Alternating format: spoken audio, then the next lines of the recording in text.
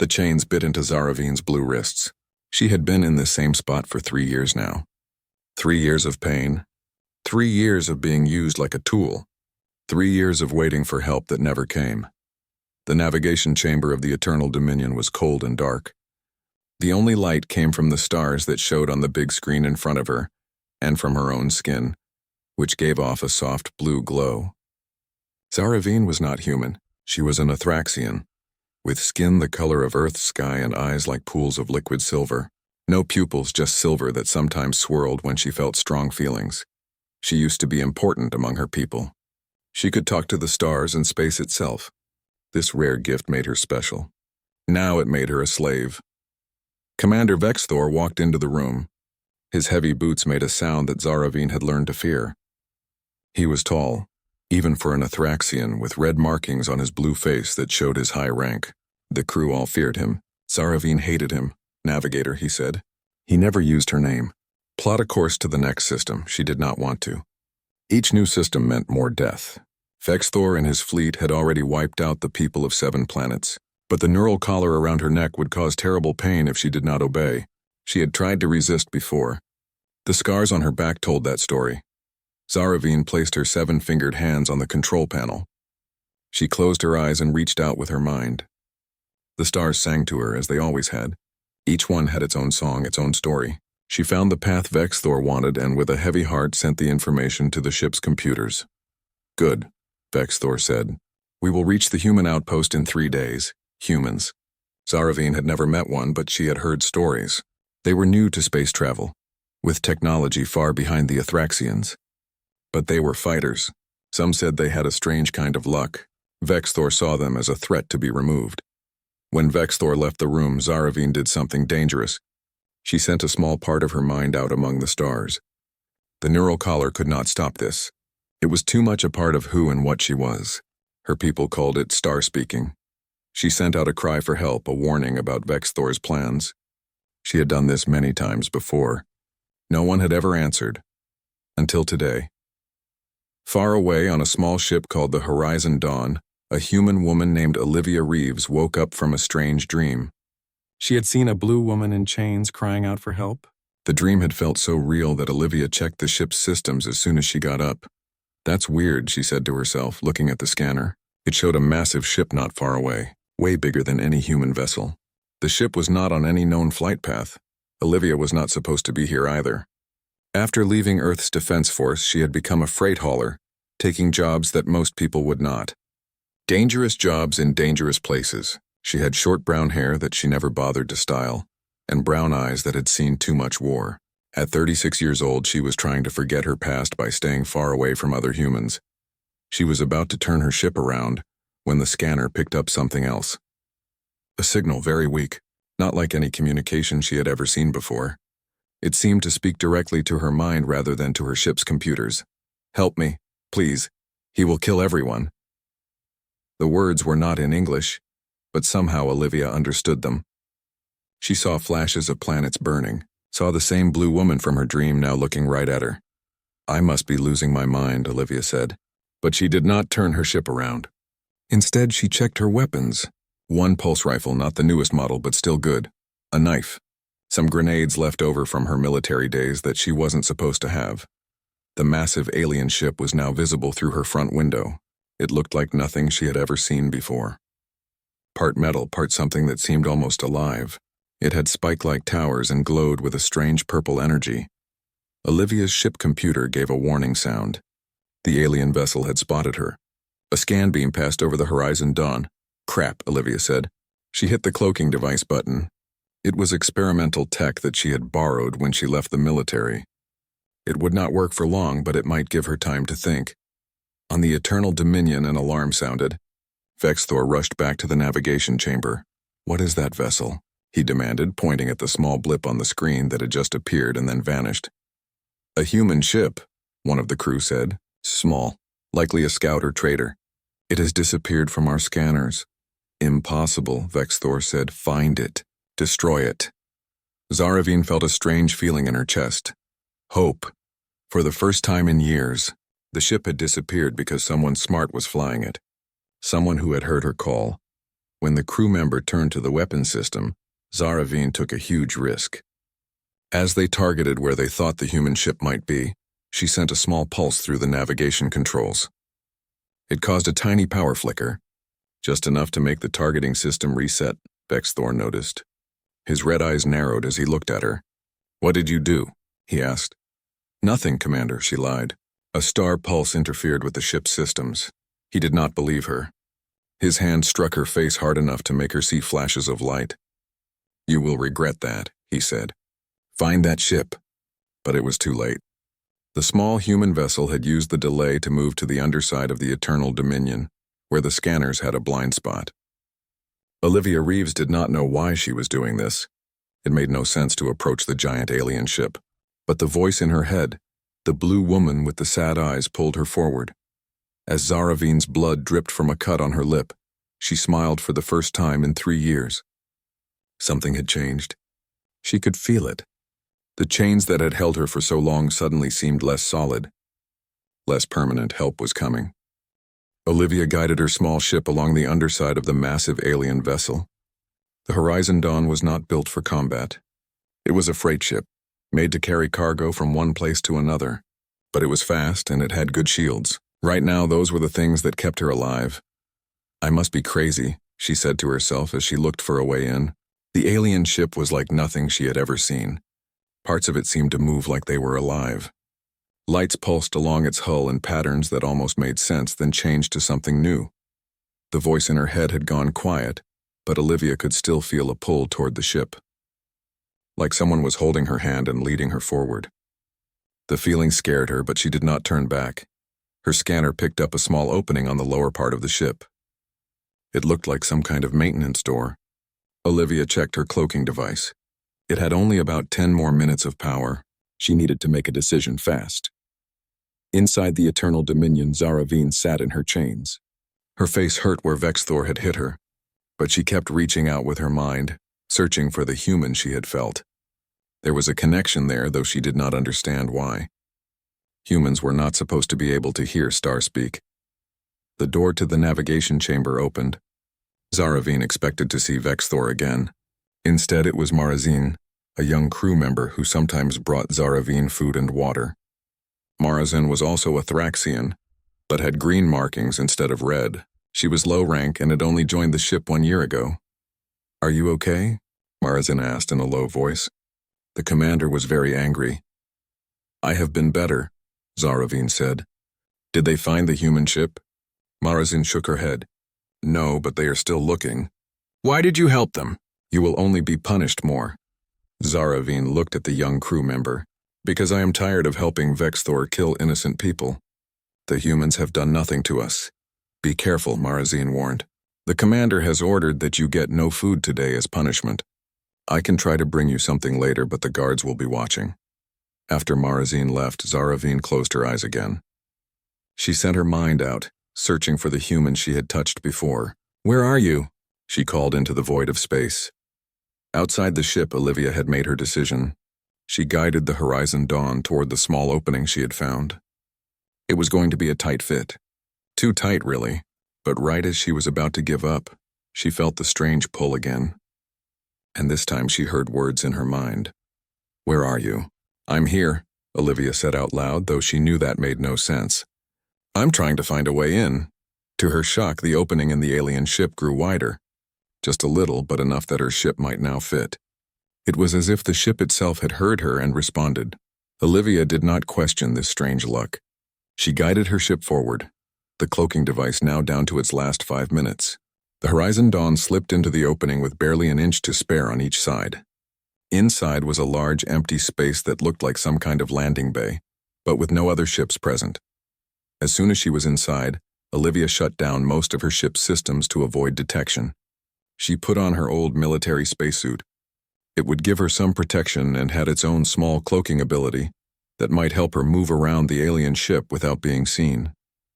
She grabbed her pulse rifle and made sure it was fully charged. Then she took a deep breath and opened the airlock. The inside of the alien ship was strange. The walls seemed to have a slight pulse like they were breathing. The air was breathable but had a sweet smell that Olivia did not recognize. The gravity was a little stronger than she was used to, making each step feel heavy. Now what? She asked herself. She had no plan. No idea where to go or what to do. She had followed a feeling and a voice in her head, and now she was in the middle of an alien ship with no way out.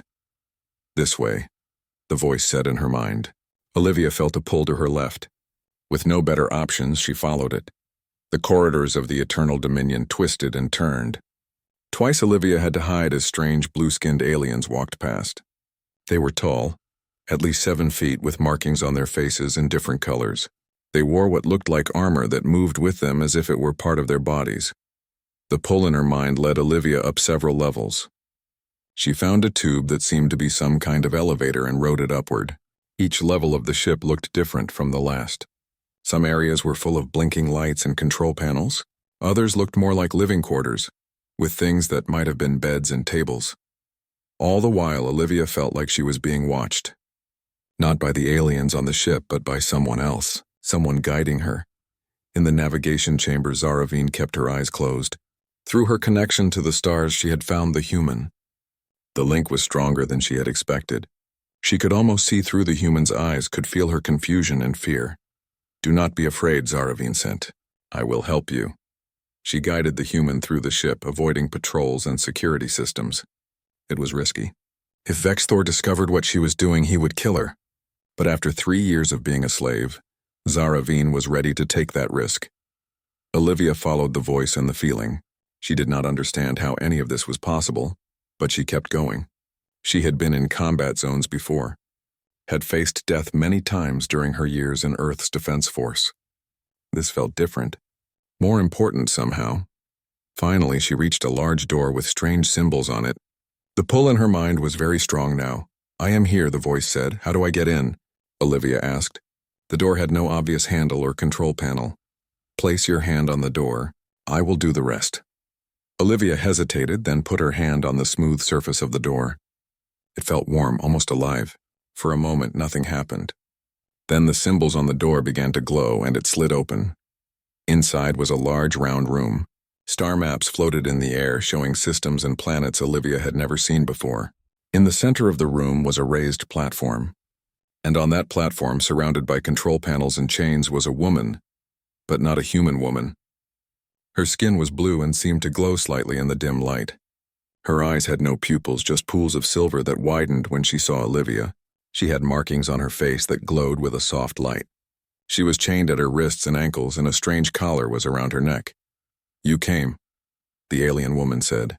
Her mouth moved, but the words seemed to form directly in Olivia's mind. "You're the one who called me," Olivia said. It wasn't a question. "Yes, my name is Zaravine. I am a navigator for this ship." "Against my will." She lifted her chained hand slightly.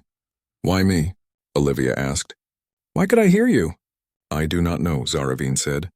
"I sent my call to the stars. You were the only one who answered." Olivia looked at the chains. "These people, your people, they're holding you prisoner?" "Yes. Commander Vexthor uses my abilities to find new worlds to conquer. I tried to warn others about his plans. This was my punishment," she gestured to the chains. "What do you want me to do?" Olivia asked. "Free me," Zaravine said. "And then help me stop Vexthor. He plans to attack your world next. Your Earth." Olivia looked at the alien woman for a long moment. This was crazy. She should just go back to her ship and get as far away from here as possible. But something about Zaravine's silver eyes held her in place.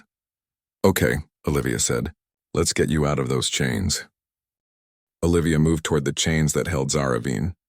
Up close, she could see that the alien woman's skin was not just blue, but had patterns that moved under the surface like tiny stars.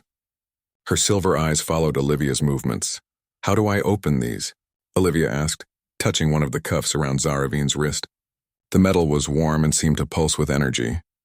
"The control panel there," Zaravine said, nodding toward a flat surface with strange symbols.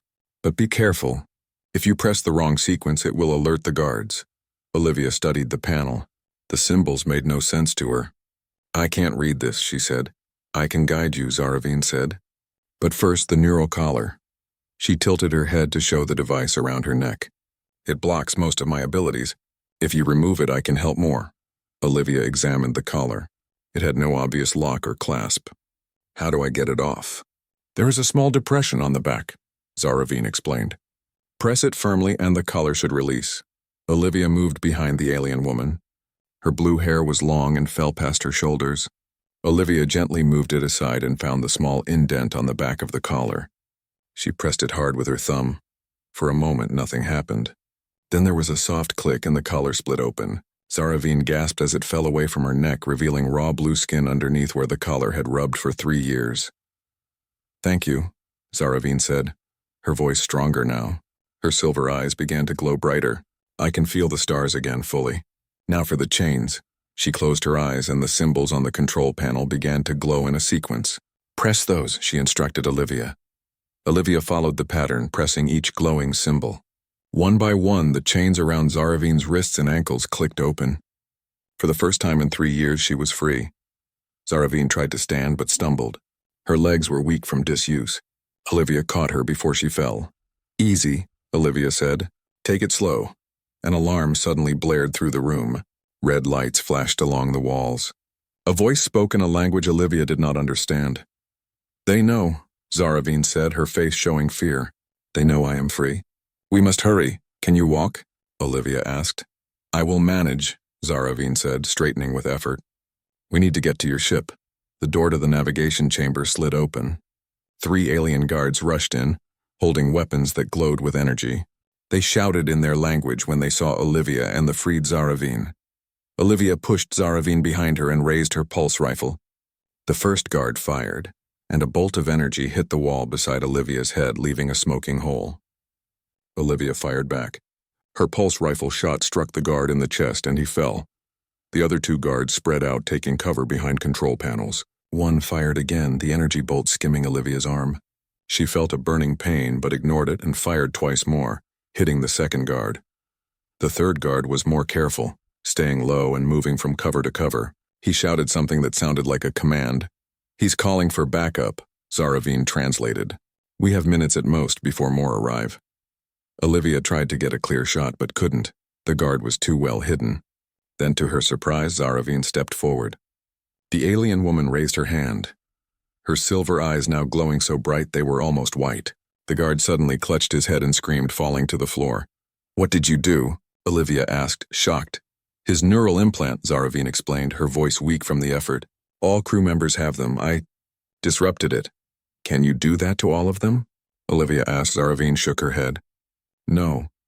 It takes too much energy, especially after being cut off from the stars for so long.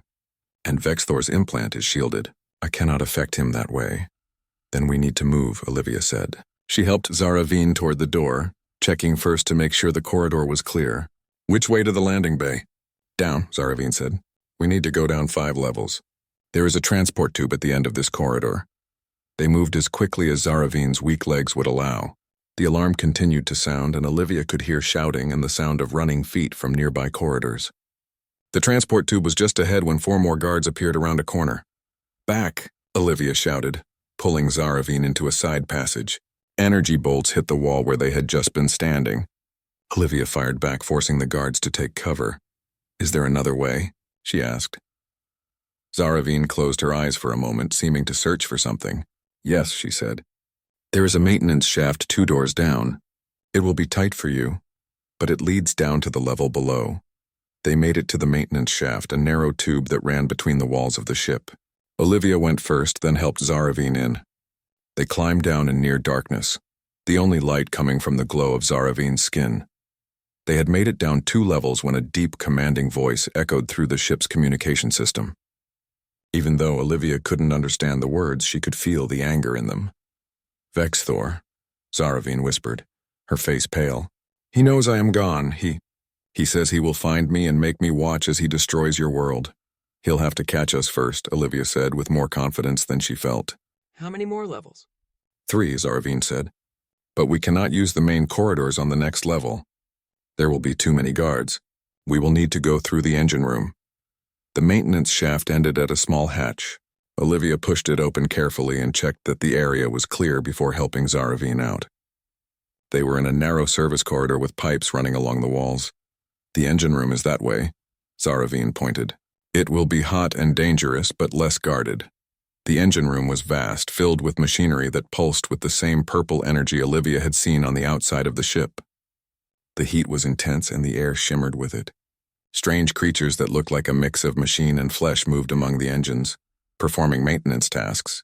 They did not seem to notice Olivia and Zaravine as they crept along the outer wall. "What are those things?" Olivia whispered. "Biomechs," Zaravine explained. "Created to tend the engines.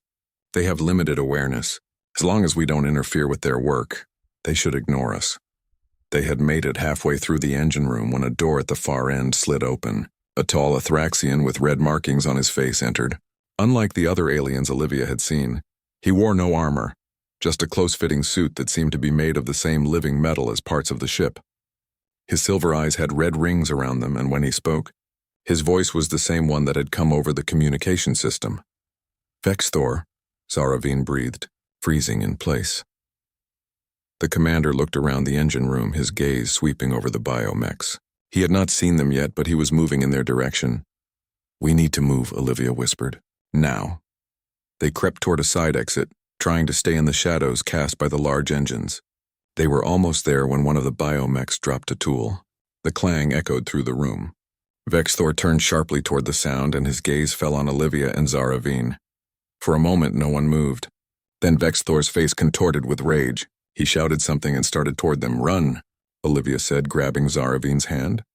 They sprinted for the exit, Olivia firing her pulse rifle back at Vexthor to slow him down. The commander didn't flinch as the pulse shot hit his chest. It left a small burn mark on his suit but seemed to cause him no pain. He kept coming, drawing a weapon of his own from his belt. They made it through the door just as Vexthor fired. The energy bolt hit the door frame, sending chunks of metal flying. Olivia slammed her hand on the control panel beside the door and it slid shut. It wouldn't hold Vexthor for long, but it might buy them a few seconds. 2 more levels, Zaravine said, her breathing heavy. "There is another transport tube this way." They ran through more corridors, the sounds of pursuit growing behind them. Twice they had to hide as guards ran past. Zaravine was getting weaker, her steps faltering. "Keep going," Olivia encouraged her. "We're almost there." Finally, they reached the lowest level. The landing bay where Olivia had left her ship was just ahead. But between them and safety stood 6 guards, all with weapons drawn. "Any ideas?" Olivia asked, checking her pulse rifle. The charge was getting low. Zaravine looked around, then pointed to a control panel on the wall. "That controls the bay doors. If we can open them, the change in pressure will cause chaos. It might give us a chance. It was risky. Opening the bay doors would expose the area to space. The guards would have suits or implants to protect them, but it would still cause confusion." "Do it," Olivia said. "On my mark." She took aim with her rifle, targeting the guard nearest to the landing bay entrance. "Now!" Zaravine pressed her hand to the control panel. Her eyes glowed as she mentally interfaced with the ship's systems.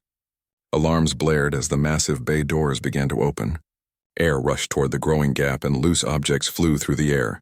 The guards shouted in panic, trying to secure themselves. Olivia fired at the nearest one, then grabbed Zaravine and ran for the landing bay. The pull of escaping air helped push them forward, but also made it hard to control their direction.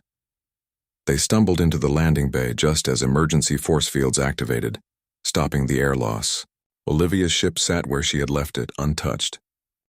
Olivia lay on the cold floor of the landing bay, pain burning through her side where Vexthor's energy weapon had struck her. She could feel blood soaking through her suit. The wound was bad, but not immediately fatal. Still, she couldn't move, couldn't reach her pulse rifle that had fallen a few feet away. Vexthor approached slowly, his red-ringed eyes fixed on Zaravine. "Did you think you could escape me?" he asked. "You belong to this ship." "To me?" Zaravine stood between Olivia and Vexthor. Her blue skin was glowing brighter now, pulsing with light that matched her rapid breathing. "I belong to no one," she said. Her voice was stronger than Olivia had heard it before. Vexthor laughed, a cold sound that echoed in the large space. "You are nothing without your chains, Navigator. A tool that has forgotten its purpose." "You're wrong," Zaravine said. She glanced back at Olivia, who was trying to push herself up despite the pain. "I have found a new purpose." She turned back to Vexthor, her silver eyes now blazing with light. She raised her hands and the air around her seemed to shimmer. Vexthor's smile faded as he felt something pushing against his mind. "You cannot affect me. he said, tapping the side of his head. My neural implant is shielded. I am not targeting your implant, Zaravine said. I am targeting the stars themselves. The lights in the landing bay flickered. The ship's engines made a strange whining sound. Vexthor looked around, confusion replacing his confidence. What are you doing? He demanded. What I should have done 3 years ago, Zaravine replied. The effort of whatever she was doing showed on her face. Sweat beaded on her blue skin and her legs trembled. I am telling the stars to reject this ship. Olivia didn't understand what that meant, but she could see it was hurting Zaravine to do it. With a supreme effort, she dragged herself toward her fallen pulse rifle. The movement sent fresh waves of pain through her side, but she kept going. Vexthor raised his weapon, pointing it at Zaravine's heart. Stop this now, he ordered. No, Zaravine said simply. Vexthor's finger tightened on the trigger. At that moment, Olivia reached her rifle. With shaking hands, she raised it and fired. The pulse hit Vexthor's weapon, knocking it from his grip. It skidded across the floor out of reach. Vexthor roared in anger. He launched himself at Zaravine, his hands reaching for her throat. But before he could touch her, he stopped. His body went rigid, frozen in midair. What is happening? He gasped, unable to move. The stars remember Vexthor, Zaravine said. They remember every world you destroyed, every life you took, and now they have judged you. Vexthor's body began to glow with the same purple energy that powered the ship. His eyes widened in fear as the glow intensified. Then, with a scream that cut off suddenly, he disappeared in a flash of light. Zaravine collapsed to her knees, exhausted. The ship shuddered around them, alarms blaring from every direction. What did you do? Olivia asked, her voice weak from pain. I opened a path between him and the void between stars, Zaravine explained, crawling over to Olivia. A place where no light reaches. He will float there forever, seeing the stars but never touching them again. Remind me never to make you angry, Olivia said, trying to smile despite the pain. We need to get you to your ship, Zaravine said, examining Olivia's wound. This is bad. The energy weapon has poisoned your blood. Can you fly my ship? Olivia asked. She was starting to feel cold, a bad sign. I think so, Zaravine said. But first I need to stop the poison. She placed her hands over Olivia's wound. Her fingers began to glow with a soft blue light. Olivia felt a warm sensation spreading from the wound, pushing back the cold. The pain lessened slightly. I cannot heal it completely, Zaravine said, but this will slow the poison and give us time. With Zaravine's help, Olivia managed to stand.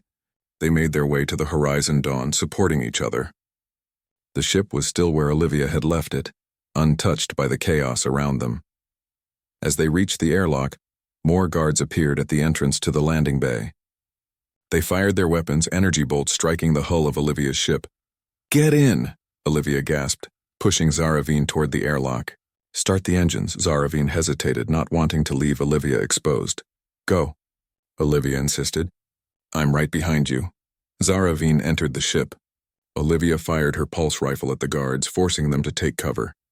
Then she backed into the airlock, slamming her hand on the close button. Inside the Horizon Dawn, Zaravine was already at the controls.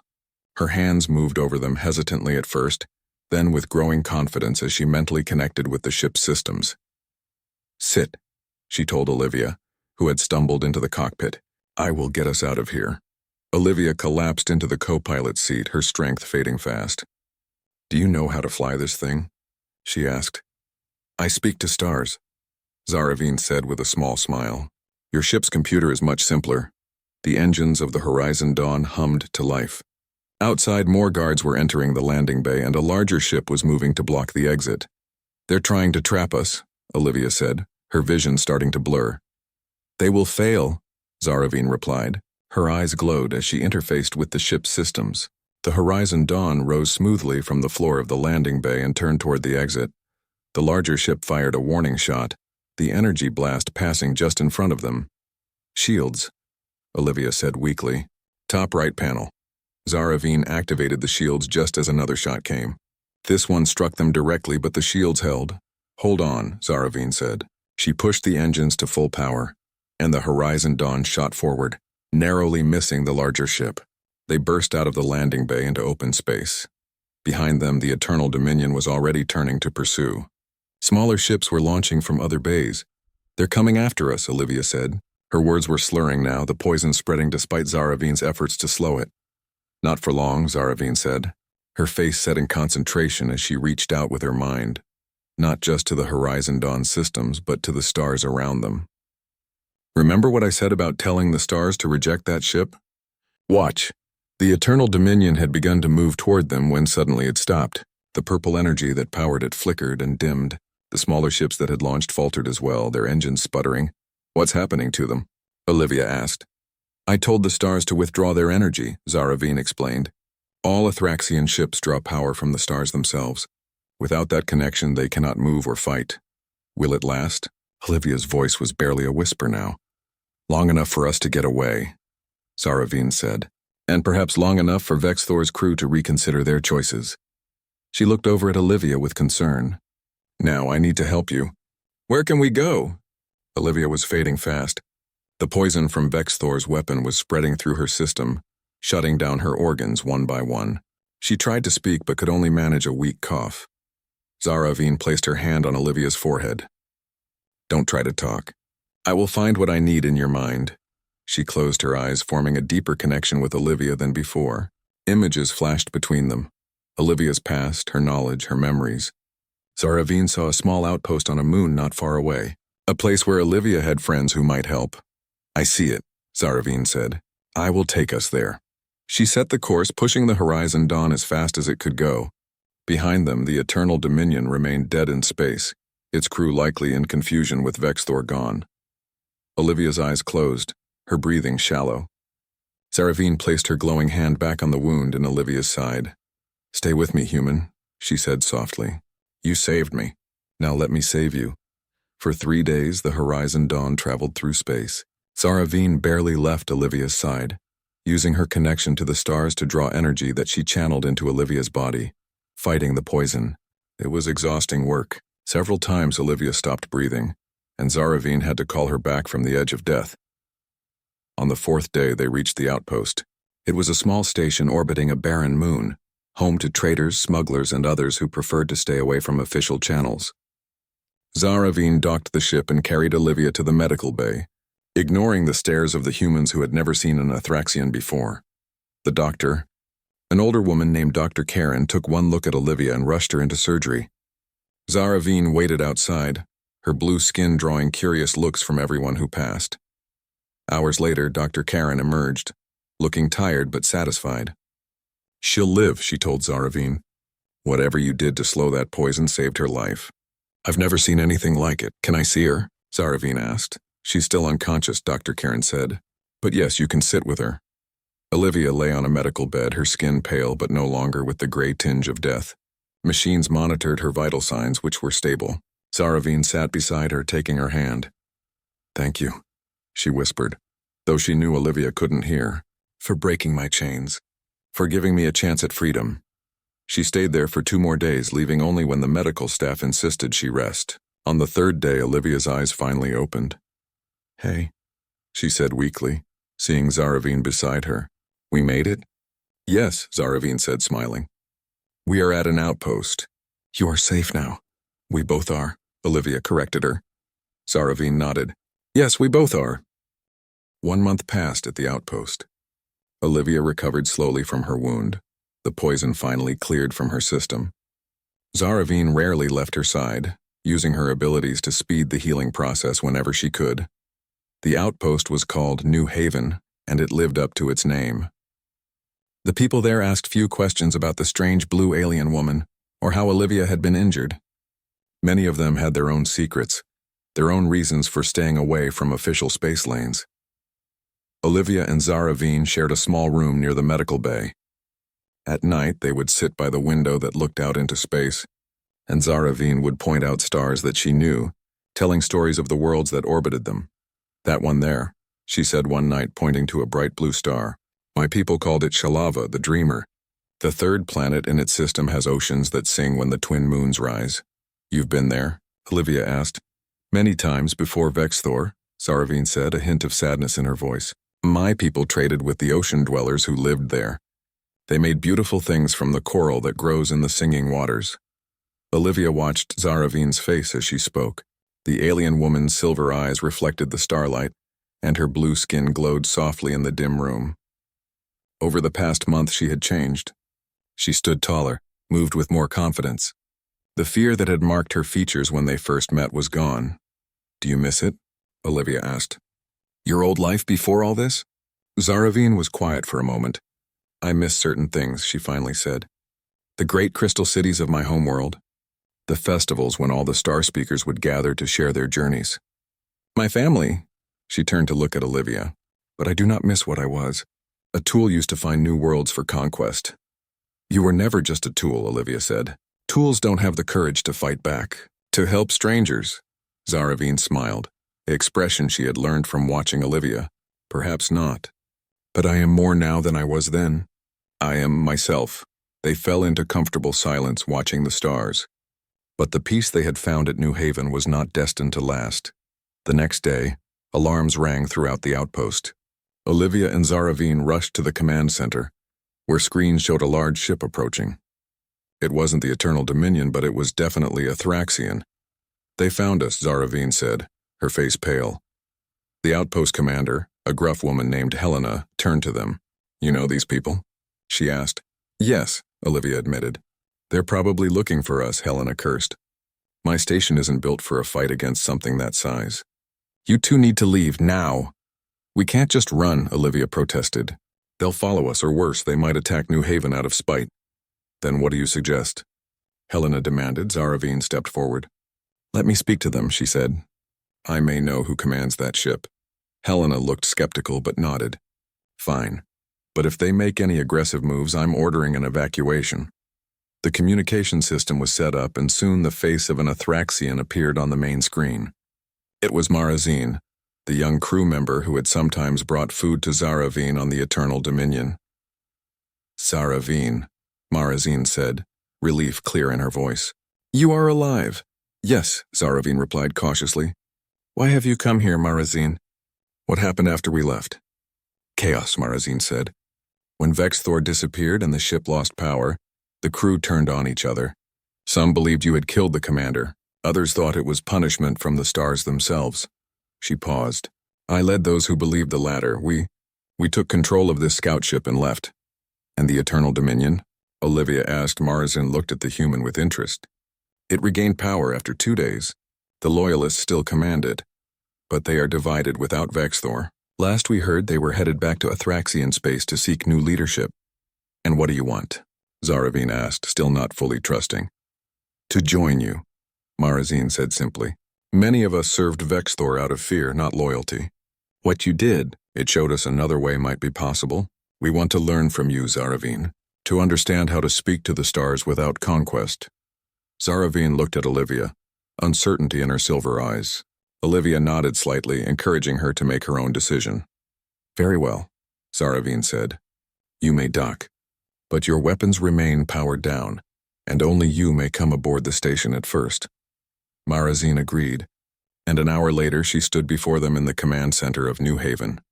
20 more Athraxians remained on the scout ship, a mix of navigators, engineers, and regular crew. All had chosen to follow Marazine and seek a new path. "What will you do now?" Marazine asked Zaravine. It was the question Olivia and Zaravine had been avoiding for weeks. They couldn't stay at New Haven forever. The outpost was too small, too vulnerable if the Loyalists on the Eternal Dominion decided to come looking for them. "I must warn Earth," Olivia said. "Even if the immediate threat is gone, they need to know about the Athraxians, about what's out here." "And I will go with you," Zaravine said without hesitation. "Your world should hear the truth from one who knows it." "And us?" Marazine asked. "We have nowhere to go. The Loyalists would execute us as traitors if we returned." Zaravine looked thoughtful. "There are places even the Eternal Dominion cannot reach. Worlds hidden between the stars that only star speakers can find. We could take you there, give you a chance to start again." Marazine's eyes widened. "The lost colonies? They still exist?" "Some do," Zaravine confirmed. "It would not be easy. The journey is dangerous, and what you find may not be what you expect. But it would be a new beginning." The plan came together quickly after that. The Horizon Dawn wasn't large enough for all of them, but the Athraxian scout ship was. It would be a tight fit, but it could carry everyone to Earth and then to the hidden colony Zaravine knew of. 3 days later, they were ready to leave. Helena was glad to see them go, though she had grown fond of Olivia and Zaravine. "Try not to bring any more trouble my way," she said as they prepared to board the scout ship, which they had renamed New Beginning. "No promises," Olivia said with a smile. Her side still ached where Vexthor's weapon had struck her, but she was stronger now, ready for the journey ahead. The trip to Earth took 2 weeks. Zaravine spent much of that time teaching Marazine and the other Athraxians about star-speaking without conquest. It was a different way of connecting with the cosmos, one that respected the balance of energy rather than taking by force. Olivia watched these lessons with fascination. The connection between Zaravine and herself had grown stronger during their time at New Haven. Sometimes she could feel what Zaravine was feeling, could catch glimpses of her thoughts. It was both strange and wonderful. As they approached Earth, Olivia sent messages ahead to her old contacts in the Defense Force. She knew their arrival would cause a stir. Humans had encountered alien life before, but never Athraxians, never a species with technology so far beyond their own. "Are you nervous?" she asked Zaravine as the blue-green sphere of Earth filled their view screen. "Yes," Zaravine admitted. "Your people may not welcome us. They may fear us, and some will," Olivia agreed, "but others will listen. And that's all we need, a chance to be heard." Earth's defense ships met them just past the moon. Tense communications followed, with Olivia explaining who she was and why she had returned with a ship full of aliens. It helped that she had once been well respected in the Defense Force, though her departure had been less than smooth. Finally, they were granted permission to land at a remote base in what had once been called Alaska. As the New Beginning touched down, Olivia looked at Zaravine, who stood tall beside her, no longer the broken prisoner she had found chained in the navigation chamber. "Ready?" Olivia asked. "With you?" "Yes," Zaravine replied. They stepped out of the ship together, into the cold, clear air of Earth. A group of officials waited for them, including Olivia's former commander, General Kate Lynn. Her face showed shock when she saw Zaravine, but to her credit, she stepped forward with her hand extended. "Welcome to Earth," she said formally. "Thank you," Zaravine replied, taking the general's hand in her blue one. "I come with warning, but also with hope." The next few days were a whirlwind of debriefings, medical examinations, and tense meetings. Zaravine told Earth's leaders everything, about Vexthor, about the Athraxian Empire and its conquests, about the Star Speakers and their abilities. She explained that while the immediate threat had passed, other Athraxian commanders might one day turn their eyes toward Earth. "But we are not all like Vexthor," she emphasized, gesturing to Marazine and the others who had joined them. "Many of my people seek balance, not conquest, and that is why we have come, to warn you, yes, but also to offer an alliance." Not all of Earth's leaders were convinced. Some wanted to imprison the Athraxians, to study their technology and learn their secrets. Others wanted to turn them away, to pretend the threat didn't exist. But General Lynn listened. And because she listened, others did too. A month after their arrival, a decision was made. The Athraxians would be granted sanctuary on Earth, in exchange for sharing their knowledge.